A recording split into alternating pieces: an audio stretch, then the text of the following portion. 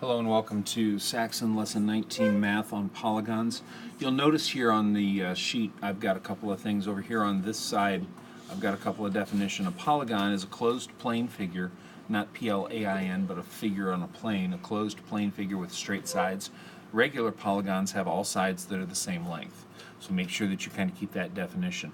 Over here I've got this picture.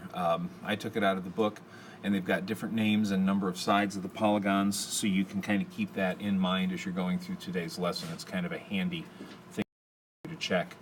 Okay, we've got a couple of things over here on the left side. Vertex is where two lines meet.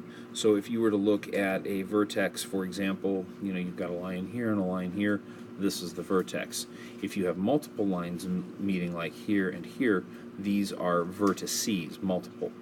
Congruent, you should know what that means already. Similar means, well, basically like this triangle is similar to this triangle, which is not similar to this triangle. And then finally, dilation means to make bigger. Speaking of making bigger, over on the far right side, you'll see your homework that's due tomorrow. Thank you and good luck.